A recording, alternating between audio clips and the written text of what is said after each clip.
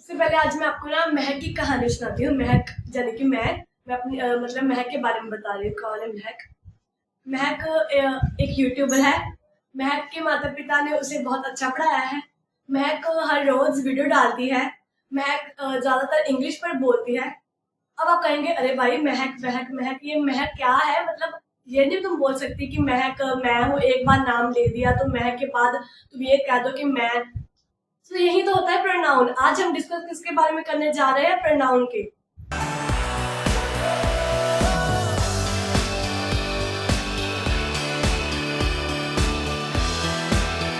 My name is Mehak and you are watching lavish careers. So जैसे मैंने आपको example दी और मैंने कहा कि महक के माता पिता ये करते हैं, महक ये करती है। महक, आप क्या सोचते हैं कि महक की जगह पर हम कुछ ऐसा भी तो यूज कर सकते हैं ना कि जिससे महक को सिर्फ एक बार नाम लेना पड़े और उसके बाद हम उसको डिस्क्राइब कर सकते हैं अलग अलग वर्ड से। जैसे हम उसके सब्स्टिट्यूट यूज कर सकते हैं। जैसे मैं अपने आप की बात कर रही थी तो मैं कह सकती थी कि महक पढ़ाती है, मैं पढ़ाती हूँ, मैं इंग्लिश टीच करती हूँ, मैं ये करती हूँ। मतलब हम इसका सब्स्टिट्यूट यूज कर सकते थे। सो यही सब होता है प्रोनाउन। सो मुझे लगता है कि इससे मैंने अपनी एक डेफिनेशन भी दे दी कि प्रोनाउन क्या है, जो नाउन की जगह पर यूज होता है। नाउन क्या है हमने पढ़ा था अपने लास्ट वीडियो में कि नाउन जो भी एक किसी भी चीज का नेम होता है, थिंग का नेम होता है, प्लेस का नाम होता है, उसे हम नाउन कहते हैं। और नाउन की जगह पर जो चीजें यूज होती है उन्हें प्रोनाउन कहते हैं। ओके, देखिए डेफिनेशन क्या है। A pronoun is a word or that a part of speech that is used in the place of noun, जो नाउन की जगह पर यूज होती है। A pronoun is used to avoid the repetition of noun in the sentences. मैंने क्या बताया था कि ये रेपिटेशन को बचाता है। मैंने यहाँ पर महक महक महक की जगह पर क्या कह दिया? महक। और उसके बाद मैं यहाँ मतलब जैसे भी मैं अगर किसी और के बारे में बात कर रही हूँ तो मैं एक बार उसका नाम लूंगी। जैसे मैंने राम का नाम लिया, राम के बाद मैं कहूंगी वह या वो। सो यही सब्स्टिट्यूट होते हैं। इन्हीं को तो हम सब कहते हैं प्रोनाउन। तो देखिए मैंने एग्जांपल दिया है, he, she, it, they, her, these etcetera. He क्या है? एक प्रोनाउन ही तो है। जैसे हम किसी को उसके नाम से बदलाते हैं, लेकिन अगर हमने उसका नाम ना यूज करना हो तो हम क्या कहेंगे? वो या वह। यही तो रहता है प्रोनाउन में भी। हिंदी में हम इनको क्या कहते हैं? सर्वनाम। जो संज्ञा की जगह पर यूज होते हैं उन्हें सर्वनाम कहते हैं। तो इसी की तरह जो नाउन की जगह पर यूज होते हैं उन्हें हम प्रोनाउन कहते हैं। देखिए ही, शी भी यही होगा कि एक लड़की के लिए हम यूज कर सकते हैं। इसके अलावा इट, नॉन लिविंग थिंग्स और एनिमल्स, या फिर जैसे मैंने अपने नंबर्स की वीडियो में बताया था कि बेबीज या teacher, sorry I think gender की वीडियो में बताया था कि जिनके मतलब हम कोई जेंडर नहीं होता, जैसे हम मस्कुलिन, फेमिनिन, कॉमन, इसके बारे में हमने डिस्कस किया था ये क्या थे, न्यूट्रल जेंडर क्या थे। सो जिनका न्यूट्रल जेंडर या मतलब कॉमन जेंडर जिसमें रखते हैं हम, उनके साथ हम इट का यूज कर सकते हैं। इसके अलावा एनिमल्स के साथ हम इट का यूज करते हैं। सो जो इट है वो नॉन लिविंग और लिविंग दोनों के लिए ही यूज होता है। इसके अलावा दे, अगर बहुत सारे लोगों के बारे में हमने बात करनी है, मान लीजिए आपने एक ग्रुप के बारे में डिस्कस करना है कि वो ग्रुप अच्छा है, वो ऐसे है, वो आपके सामने जो लोग खड़े हैं वो मतलब बातें कर रहे हैं, आप क्या कहेंगे? उनको रिप्रेजेंट करेंगे दे के साथ, क्योंकि वो आपके लिए एक सब्स्टिट्यूट होगा। क्योंकि कई बार हमको नाम नहीं पता होगा तो या फिर ज्यादा गिनती होने के कारण हम हर किसी का नाम नहीं ले सकते, तब हम यूज कर सकते हैं दे। इसके अलावा और भी इसमें ही आता है, हर एक लड़की का मतलब एक ऑब्जेक्टिव केस है, दीज एक्सेट्रा। देखिए ये तो मैंने आपको ऊपर से बता दी कि डेफिनेशन क्या है। सो आई होप आपको ये डेफिनेशन तो क्लियर हो चुकी होगी। सो इसके बाद हम बात करते हैं कि इसकी टाइप्स कितनी है, प्रोनाउन होती कितने टाइप्स का है। सो प्रोनाउन मेनली होता है 8 टाइप्स का। फर्स्ट टाइप है personal pronoun, second demonstrative pronoun, third is possessive pronoun, fourth is reciprocal pronoun, fifth interrogative, sixth indefinite and seventh reflexive, eighth relative pronoun. So आगे हम इनके बारे में डिस्कस करेंगे कि प्रोनाउन तो हमने बात की कि यही चीज होती है, लेकिन क्या इनकी मतलब इनकी 8 टाइप बनाई हुई है, इनमें क्या डिफरेंस है, क्या मतलब हम क्या कैसे कैसे यूज करते हैं। और एक मजेदार मजेदार चीज आप सीखेंगे क्या, कि जब हम किसी को कौन कहते हैं, कि कौन आया दरवाजे पर, या क्या चल रहा है, कैसे मतलब किसी चीज के ऐसे मतलब हम वो यूज करते हैं, या ऐसे कभी वर्ड भी यूज करते हैं। जैसे हमें पूछना हो कि कौन सी कार है, या कौन सा मॉडल है, ये सब क्या है, ये भी तो नाउन की है, इसका मतलब हम इनमें भी प्रोनाउन की तरह यूज होता है। सो आपको ये भी एक बड़ी डिफरेंट चीज पता लगी होगी कि what, how, when, sorry, where, ये सब कौन से हैं, ये भी प्रोनाउन के या नाउन में यूज होते हैं। सो इनके आंसर को भी हम नाउन के प्रोनाउन की जगह पर रिप्रेजेंट करते हैं। आगे हम इनके बारे में भी जानेंगे। ओके, सो देखिए, सबसे पहले आपको एक मेन चीज जानने की जरूरत क्या है, कि जो भी प्रोनाउन है वो सब इन चीजों पर बहुत ज्यादा निर्भर करता है। फर्स्ट पर्सन का पता होना चाहिए आपको, सेकंड पर्सन का, थर्ड पर्सन, ये कौन थे। फर्स्ट पर्सन पहले देखिए कौन है। मैं आपसे बात कर रही हूँ, मान लीजिए मैं कौन हूँ, फर्स्ट पर्सन। आप मुझे सुन रहे हैं, आप कौन हो, सेकंड पर्सन। और अगर मैं कहूँ कि हम दोनों के अलावा कोई अलग बंदा भी है जिसके बारे में हम बात कर रहे हैं, मान लीजिए अभी हम प्रोनाउन के बारे में बात कर रहे हैं, फिलहाल की तो वो एक नॉन लिविंग थिंग है मान लीजिए, क्योंकि वो तो एक सब्जेक्ट हो गया, वो तो हम डिस्कस करें। अगर हम किसी पर्सन के बारे में बात कर रहे हैं, अभी मैंने एग्जांपल ली थी राम की, राम कोई तो है, किसी का तो नाम राम है। अगर हम दोनों उनके बारे में बात कर रहे हैं, वो क्या है, वो थर्ड पर्सन है।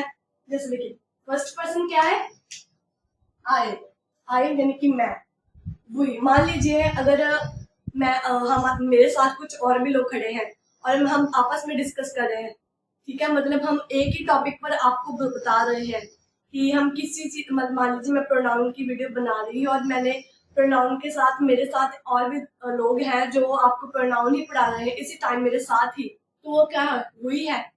तो वही की अगर हम ऑब्जेक्टिव केस देखें, वो है अस। सेकंड पर्सन कौन है, आप लोग मान लीजिए, यू। और सेकंड पर्सन ऐसा है कि सेकंड पर्सन सिर्फ एक ही बंदा होता है, यू। मतलब कोई वो सेकंड बंदा जो आपका सुन रहा है, जो आपकी बात के साथ आपके साथ बात कर रहा है, वो। एंड थर्ड पर्सन है he, she, it, her, him, they, them. He कौन है, जिसके बारे में हम अदर पर्सन के बारे में बात करें, शी वही, इट जिस चीज के बारे में बात कर रहे होंगे, या हर एक लड़की का मतलब ऑब्जेक्टिव केस हो गया, हिम एक लड़के का ऑब्जेक्टिव केस, दे काफी लोगों के बारे में, अगर हम किसी ग्रुप के बारे में डिस्कस कर रहे हैं तो दे हो गए वो, और देम उनका ऑब्जेक्टिव केस हो गया। देखिए, तो इनको समझने के बाद हम देखते हैं कि पर्सनल प्रोनाउन क्या है। First of all, personal pronoun क्या होता है। जैसे हम बहुत ही नॉर्मली जो चीजें यूज करते हैं, हम नॉर्मली यूज क्या करते हैं, ही, शी, इट, या फिर इसके अलावा वी। सो ये सब क्या किस कैटेगरी में आते हैं, ये सब होते हैं पर्सनल प्रोनाउन। और पर्सनल प्रोनाउन होते कितने तरह के, दो तरह के। एक होता है सब्जेक्ट, एक होता है ऑब्जेक्टिव केस। सब्जेक्टिव केस और ऑब्जेक्टिव केस। सब्जेक्टिव केस को हम नॉमिनेटिव केस भी कहते हैं। सो आइए जानते हैं सब्जेक्टिव केस में क्या क्या आता है। सब्जेक्टिव केस, अगर आप ये टॉपिक को आज अच्छे से समझ लेते हो ना, तो आप जब टेंसेस करोगे, पैसिव वॉइस करोगे, कुछ भी अगर नरेशन करोगे, कुछ भी आगे आप जब भी बढ़ोगे ना सेंटेंस फॉर्मेशन के दौरान, तो इनके बिना आपका सेंटेंस कंप्लीट नहीं हो पाएगा। सो इसलिए जी आपके लिए जानना बहुत जरूरी है कि ऑब्जेक्टिव केस कौन से होते हैं और सब्जेक्टिव कौन से होते हैं। सो प्लीज इन्हें ध्यान से पढ़िए। सो सबसे पहले मैं लिखा है आई, फिर मैंने लिखा है शी, फिर दे, वी, एंड इसके अलावा यहाँ पर आएगा यू, क्योंकि ये हमने कहा था कि एक सेकंड प्रोनाउन है। इसके अलावा देखिए ये सब हो गए, और इनके अब देखते हैं ऑब्जेक्टिव केस कौन से होते हैं। आई का होता है मी, शी का हर, दे का देम, वी का अस, यू का सेम यू ही रहता है। इसके अलावा इट का भी इट ही रहता है। और कौन से रह गए, हाँ बस यही होते हैं।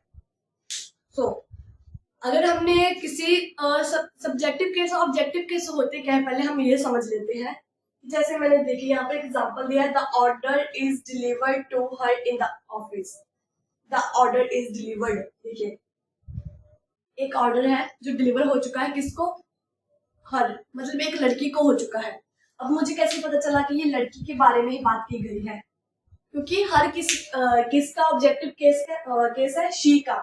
सो यही मुझे डिस्क्राइब करता है कि एक लड़की के बारे में बात की गई है इसमें।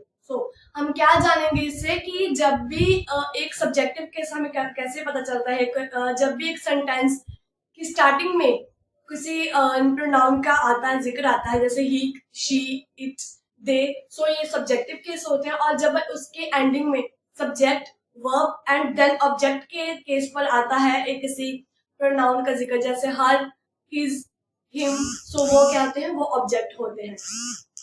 तो अब हम जानते हैं कि बाकी कैसे कैसे मतलब ये बनते हैं। जैसे हमें यहाँ पर लिखा है डेमोन्स्ट्रेटिव क्या है, पोजेसिव क्या है, रेसिप्रोकल, उनकी टाइप्स के बारे में जानते हैं अभी।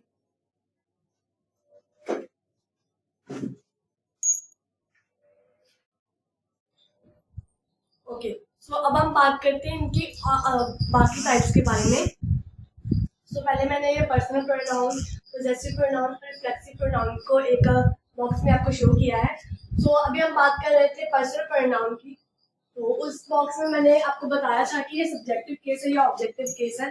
सो इनमें आप पहले अगर आप ये बॉक्स बना लेंगे, आपको बहुत ही इजी रहेगा पर्सनल प्रोनाउन, पोजेसिव प्रोनाउन और रिफ्लेक्सिव प्रोनाउन को समझने में।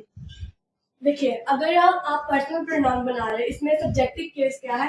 आई, you, we, they, he, she, it. जी हमने डिस्कस किया था पहले भी जब हमने बॉक्स बनाया था, लेकिन वो काफी कंफ्यूजन था आपको कि हाँ नीचे, क्योंकि थोड़ा छोटा सा बॉक्स था, इसलिए मैंने इसको अभी काफी बड़ा करके बना दिया ताकि आप इजीली समझ सके इसको। देखिए, आई से मी, यू का यू ही रहता है, और वी का अस बन जाता है, दे का देम बन जाता है, ही का हिम बन जाता है, शी का हर बन जाता है, और इट और यू ये दोनों बिल्कुल सेम रहते हैं पर्सनल प्रोनाउन में। अब हम थोड़ी सी एग्जांपल लेते हैं पर्सनल प्रोनाउन को कैसे हम यूज कर सकते हैं। देखिए यहाँ पर मैंने लिखा है, I like to watch movies but she doesn't. मुझे पसंद है मूवी देखना, लेकिन उसे नहीं पसंद। आई इसमें क्या हो गया? Subjective case. मैंने आपको बताया था कि जब भी हम स्टार्टिंग में किसी प्रोनाउन को यूज करते हैं, वो किस कैटेगरी से होता है? सब्जेक्टिव केस होता है वो। और जब हम उसको एक ऑब्जेक्ट मतलब एंडिंग में करते हैं, वर्ब के बाद करते हैं, ठीक है, तब हम उसको यूज करते हैं एज अ ऑब्जेक्ट। और इसके बाद अगर हम फिर देख रहे, she likes her but not me. वो उससे पसंद करती है लेकिन मुझे नहीं पसंद करती। शी यहाँ पर क्या है?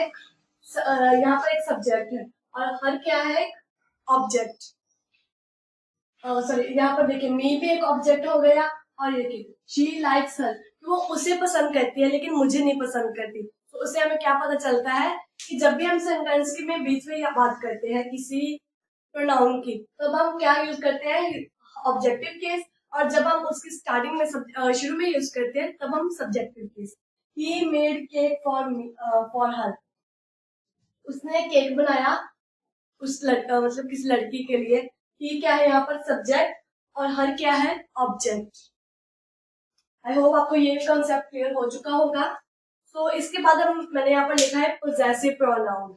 पोजेसिव प्रोनाउन क्या है? देखिए काफी बार हमने पढ़ा है ना, this is mine, this is, देखिए मैंने यहाँ पर बोला माइन, ठीक है, और इसके अलावा दिस बुक इज माइन, या फिर दिस इज योर बुक। लेकिन आपने कभी देखा है ये कि माइन कब लगता है, माई कब लगता है, योर्स कब लगता है, योर कब लगता है, आर्स कब लगता है, आवर कब लगता है? सो इनके बारे में हम कब जानेंगे? पोजेसिव प्रोनाउन में। पोजेसिव प्रोनाउन का अगर हम मीनिंग देखें, पोजेसिव का मीनिंग होता क्या है? कि किसी चीज पर अधिकार जमाना, कि ये चीज मेरी है, मतलब खुद का ये दिखवाना कि हाँ इस चीज पर मेरा अधिकार है, तब हम यूज करते हैं पोजेसिव प्रोनाउन का। Indicate belongingness of one thing to another, या फिर किसी पर्सन टू अनदर पर्सन। कि जब हम किसी के साथ एक बिलोंगिंगनेस मतलब उससे संबंध करते हैं, संबंध बनाते हैं कि इसके साथ ये मेरे संबंध है, तब हम क्या यूज करते हैं? Possessive pronoun. I will where my favourite dress for the party. मैंने एग्जाम्पल दिया है, I will where my favourite dress for the party, कि मैं तो पार्टी में अपनी ही ड्रेस पहनूंगी, मेरी फेवरेट वाली जो है। यहाँ पर मेरी फेवरेट क्या है? कि मेरी खुद की, मैं अपना अधिकार जमा रही हूँ कि वो मेरी है, सो मेरी फेवरेट है, सो इस वो वाली ड्रेस पहनूंगी। यहाँ पर माई क्या है? Possessive pronoun. तभी मैंने कहा था कि ये आप बना लेंगे जब बॉक्स, तो आपको काफी हद तक ये समझ आ जाएगा कि पर्सनल प्रोनाउन, पोजेसिव प्रोनाउन और रिफ्लेक्सिव में क्या डिफरेंस है। देखिए यहाँ पर my, your, ours, our, their, his, her, its, इन सब का यूज होता है। माई का क्या बनता है? Mine in objective case. Your का योर्स और आर्स, देयर, देयर्स, हिज का हिज ही रहता है, her, hers, it, its, it. Okay, देखिए क्या होता है जब भी हम सब्जेक्ट टू ऑब्जेक्ट चेंज करते हैं, सारे सभी के सभी जो है होते हैं वो सब चेंज होते हैं। लावा किसके? हिज के। हिज कभी भी चेंज नहीं होता। ये देखिए यहाँ पर हर के साथ भी मैंने एस लगाया है, लेकिन हिज अपनी जगह पर सेम रहता है, और इट्स भी सेम ऐसे ही होता है, जैसे हर वैसे ही इट्स। और देखिए इसमें जब भी हम इट्स एस लगाते हैं, इनमें सब में योर्स, देयर्स, इनको हमने जो अपॉस्ट्रोफी ऐसे उनको नहीं मानना, क्योंकि कई बार क्या होता है कि हम जब देखते हैं कि इसके साथ एस लगा है किसी प्रोनाउन या फिर मतलब एक सब्जेक्ट के साथ या ऑब्जेक्ट के साथ, हम क्या मानते हैं कि ये एस कौन सा है? अपॉस्ट्रोफी है, लेकिन नहीं, वो गलत होता है। अपॉस्ट्रोफी एस इनके साथ नहीं माना जाता, क्योंकि ये कोई अपॉस्ट्रोफी एस का मीनिंग नहीं दे रहे होते, इन मतलब ये प्रोनाउन का ही पार्ट है। तो देखिए तब आपको ये थोड़ा सा ध्यान देना पड़ेगा तब। I will wear my favorite dress for the party. Is that boy your brother? देखिए यहाँ पर मैंने is that boy your brother, your क्या है यहाँ पर? सब्जेक्ट, क्योंकि देखिए मैंने कहा कि आप क्या वो लड़का आपका भाई था, भाई है, तो जिस लड़के के बारे में बात की वो क्या सब्जेक्ट के तरह मैंने उससे कहा कि वो क्या लड़का आपका भाई है, तो यहाँ पर एक सब्जेक्टिव यूज हुआ। The laptop on the table is mine. जो लैपटॉप एक टेबल के पर पड़ा है वो मेरा है, ठीक है। और यहाँ पर मैंने देखिए माइन का यूज किया है। माइन का यूज कब होता है? जब हम उनको ऑब्जेक्टिव केस में शो कर रहे होते हैं।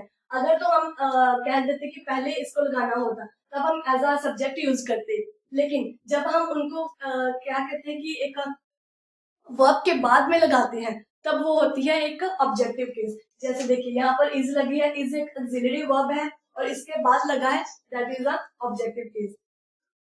हु ऑन्स दिस कार, ये लिखा है हु ऑन्स दिस कार, वो भी एक प्रोनाउन ही है, लेकिन मैंने यहाँ पर एक किसी ने कहा कि ये कार किसकी है, कौन है इस कार का ऑनर? इज इट योर्स, क्या ये आपकी है? यहाँ पर मैंने जब आपको कहा कि इज इट योर्स, इसका मतलब क्या है कि क्या ये आपकी है, लेकिन यहाँ पर देखिए जब मैंने इसको ऑब्जेक्टिव केस में यूज किया तब क्या ये बन गया एज अ ऑब्जेक्ट। देखिए योर्स ऐसा एंडिंग में एस लगा है, तो इसलिए जब भी हम ऑब्जेक्टिव केस में जब एक वर्ब के बाद यूज करेंगे तब ये एक ऑब्जेक्टिव केस में होगा। इसके अलावा दिस इज हर बुक, ये बस बुक उसकी है, ठीक है। और देखिए यहाँ पर क्या है कि बुक से पहले लगा है, बुक एक क्या है, बुक एक नाउन है, सो नाउन के पहले जब लगा है तो क्या बन गया एक सब्जेक्टिव केस में। द बुक इज हर्स, यहाँ पर नाउन के बाद इज लगा है, और एंडिंग में जब हम ऑब्जेक्टिव केस में यूज करते हैं हम इसे यूज करेंगे hers. The cat is yours, यहाँ पर देखिए ऑब्जेक्टिव केस है, सो मैंने यहाँ पर लगा दिया योर्स। और द हाउस इज देयर्स। अब पर्सनल, आई होप आपको ये सब अच्छे से अंडरस्टैंड हुआ होगा। अब हम बात करेंगे थर्ड टाइप की, that is the reflexive pronoun. Reflexive pronoun होता क्या है बेसिकली? देखिए यहाँ पर मैंने एक डेफिनेशन दी हुई है रिफ्लेक्सिव प्रोनाउन की। One act as a subject and object both.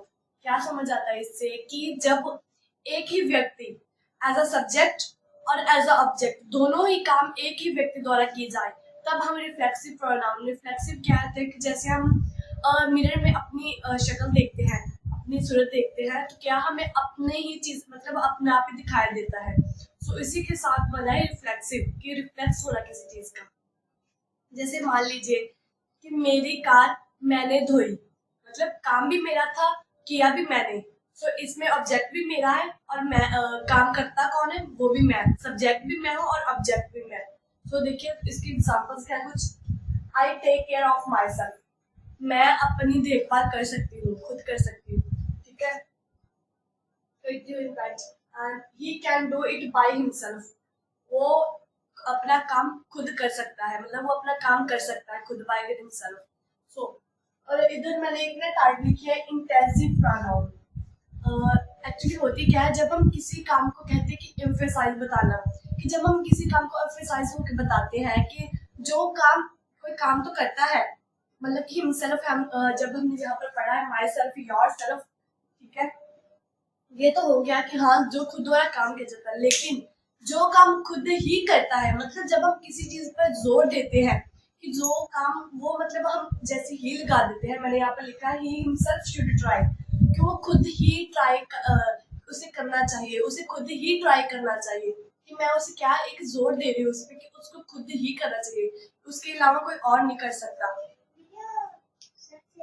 तो इसके अलावा है Sita herself can do it, Sita खुद ही क्या है उस कर सकती है, Sita herself can do it, वो खुद ही कर सकती है इस चीज को, जो भी वो काम कर सकती है वो खुद ही कर सकती है, मतलब वो इतनी कैपेबिलिटी उसमें है। जब हम किसी चीज पर जोर देते हैं ज्यादा, उसपे जैसे हम ही लगा दिया हमने कि हाँ वो काम उसी का ही है, वो खुद ही कर सकती है, या मैं खुद कर सकती हूँ, मतलब मुझे पता ही है कि मेरा ही काम है, मैं कर, कोई और नहीं कर सकता। जबकि जब हमने यहाँ पर लिखा है you can cook it yourself, ठीक है, you can cook it yourself, मतलब क्या है कि तुम खुद खाना बना सकते हो, ठीक है। मतलब यहाँ पर हम क्या बताते हैं कि अगर तो वो बना सकते हैं ठीक है, लेकिन कोई और भी उसकी जगह बना सकता है। लेकिन जब हमने यहाँ पर एक इंटेंसिव प्रोनाउन का यूज किया, तब हमने क्या बताया कि जो काम वो कर रही है वो खुद ही कर सकती है, उसके अलावा वो काम कोई और नहीं करेगा। तो यही फर्क है इंटेंसिव प्रोनाउन और एक रिफ्लेक्सिव प्रोनाउन में। एंड सॉरी, मैंने यहाँ पर एक आपको बताई थी myself, yourself, ourself, themself, himself, herself, itself. जब भी हम आई यू दे ये सब पढ़ते हैं, सब्जेक्टिव पर्सन प्रोनाउन यहाँ पर देखते हैं, इन सब का रिफ्लेक्सिव प्रोनाउन ये सब होता है। और योर सेल्फ एक, सॉरी यहाँ पर योर सेल्फ भी आना था, योर सेल्फ इसलिए क्योंकि कई बार देखिए योर एक ऐसा वर्ड है, यू या योर, कि जो सिर्फ एक पर्सन के लिए नहीं बल्कि हम एक ग्रुप को भी कह सकते हैं कि उसे डोनेट, उससे कह सकते हैं, है ना, उससे उसके बुला सकते हैं ऐसे, ठीक है। सो एक यू एक ऐसा वर्ड है जो एक ग्रुप को भी डिफाइन करता है एज वेल एज एक सिंगल पर्सन को भी करता है। सो ये डिनोट किया जा सकता है एक यूज योर सेल्फ के साथ। सो अगर हमें किसी ग्रुप को बताना है फिर योर सेल्फ बताएंगे, SELVE। और अगर हम किसी एक पर्सन की बात करें फिर योर सेल्फ लगाएंगे LF के द्वारा। देन हमने बात की है रेस्पिरोकल प्रोनाउंस। रेस्पिरोकल प्रोनाउन क्या होते हैं? रेस्पिरोकल प्रोनाउन और रिफ्लेक्सिव प्रोनाउन क्या है कि जब हम रिफ्लेक्सिव प्रोनाउन तो ये होता है कि एक पर्सन खुद एक काम करता है, वो तो हो गया रिफ्लेक्सिव। लेकिन जब हम कहते हैं कि एक मतलब कोई काम कर रहे हैं दो बंदे और उनका काम जो है बिल्कुल सिमिलर है एक दूसरे से, उनका जो काम है वो उनका रिलेशन भी सेम है, उनके एक्शन भी सेम है, तब हम क्या वर्ड यूज करते हैं? देखिए यहाँ पर एक डेफिनेशन देख लीजिए। It is used to show the mutual relationship or mutual action for two or more people। कि जब दो या दो से ज्यादा इंसानों में कोई सेम वर्क चल रहा हो, सेम एक्शन चल रहा हो, या फिर सेम रिलेशनशिप को हम बताना चाहते हैं, तब हम उसे किससे डिफाइन करते हैं? रेस्पिरोकल प्रोनाउन से। जैसे इसके टाइप्स कौन से होते हैं? टाइप जब हम डिफाइन करते हैं ईच अदर या one another. So each other हम कब यूज करते हैं? जब तो मतलब सिर्फ एक काम को या एक एक्शन कह सकते हैं, सिर्फ दो ही जाने कर रहे हो, दो ही इंसान हो वो ही कर रहे हो। जैसे मैंने यहाँ पर लिखा है this is used to when we want to refer to people. जब हम सिर्फ दो इंसानों के बारे में कहना चाहते हो कि कि दो बंदों का सेम एक्शन है, म्यूचुअल वो काम कर रहे हैं, उनका म्यूचुअल रिलेशनशिप है, तब हम लगाएंगे ईच अदर। और जब when we refer more than two people, जब हम दो से ज्यादा इंसानों के बारे में, एक टीम कह सकते हो आप, ग्रुप के बारे में कह सकते हो, तब आप उसको डिनोट करोगे कैसे, वन अनदर के साथ। आइए एग्जांपल देखते हैं इसके कुछ।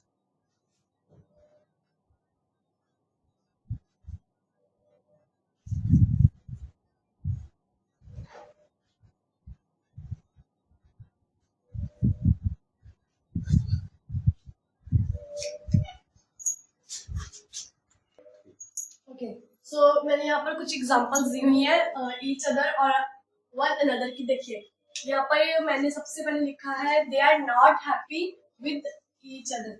वो दोनों आपस में एक दूसरे के साथ खुश नहीं थे, नहीं है। Ram and Shyam call each other every day. Ram और श्याम एक दूसरे को हर रोज कॉल करते हैं। देखिए यहाँ पर राम और श्याम दो लोगों की बात की गई है, और ये जो आपस में मतलब दो लोगों के बीच काम हो, तो उसको हम रिप्रेजेंट करते हैं विद ईच अदर। इसके बाद the students congratulated one another after receiving graduation.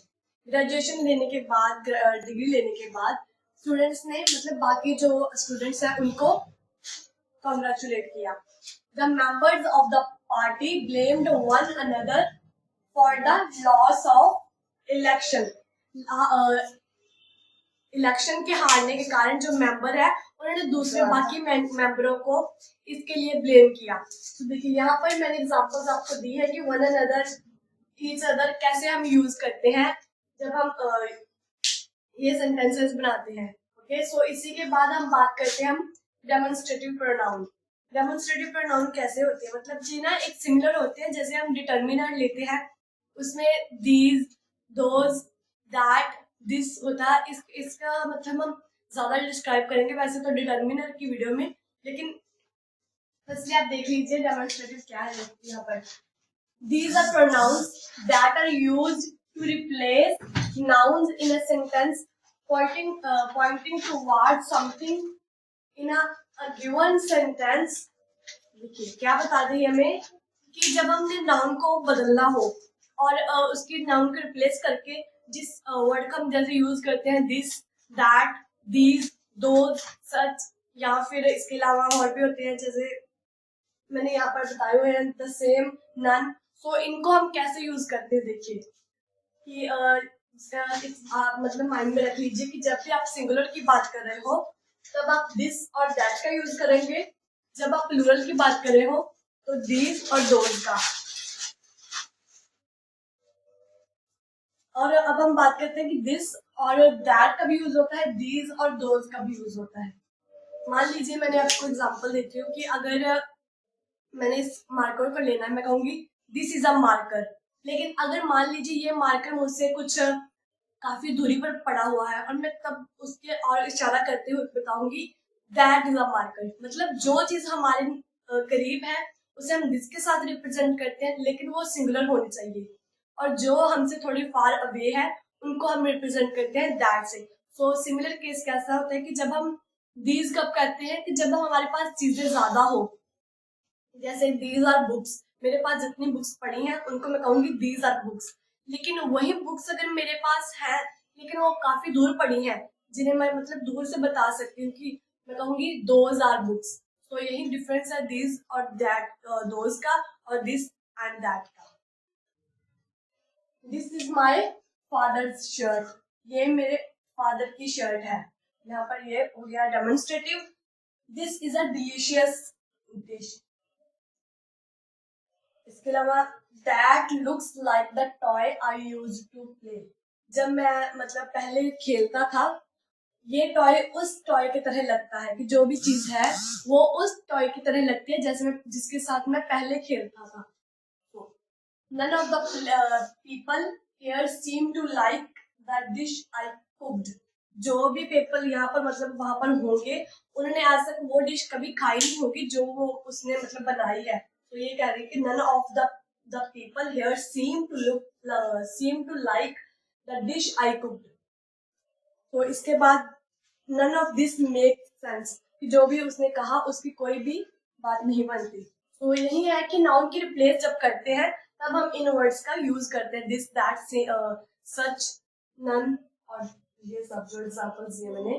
Then इसके बाद इंटेरोगेटिव, मैंने वीडियो की स्टार्टिंग में कहा था व्हाट, वेयर, व्हेन, हाउ, इन सब का भी हम प्रोनाउन कैटेगरी में करते हैं। देखिए कैसे इंटेरोगेटिव होते क्या है इनमें, how, who, whom, whose, which, what.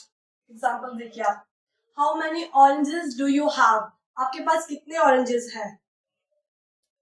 Basically होता क्या है, देखिए अगर मैं यहाँ पर एक क्वांटिटी बता देती कि आई हैव 25 ऑरेंजेस, तो यहाँ पर 25 लग जाता मान लीजिए, तो ये भी तो क्या क्या बनना था, ये भी तो एक नाउन को रिप्रेजेंट करना था कि ऑरेंजेस के पहले एक लगा दिया मैंने, तो भी एक नाउन को ही रिप्रेजेंट करता है।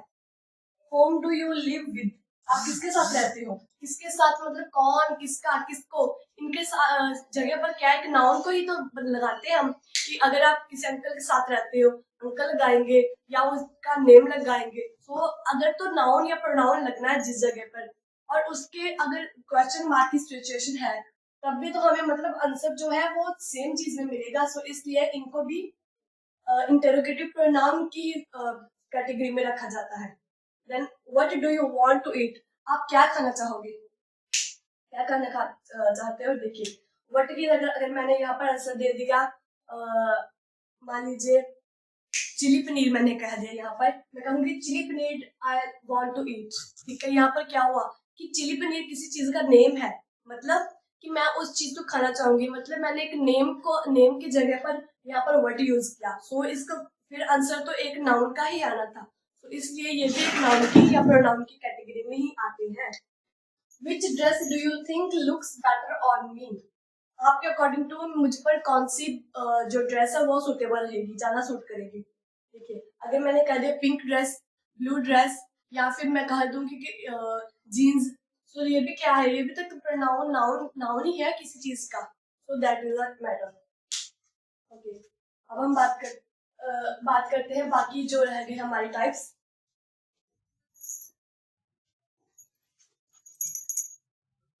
अब हम डिस्कस करते हैं जो लास्ट दो टॉपिक्स बचे हैं, that is the indefinite pronoun and relative pronoun.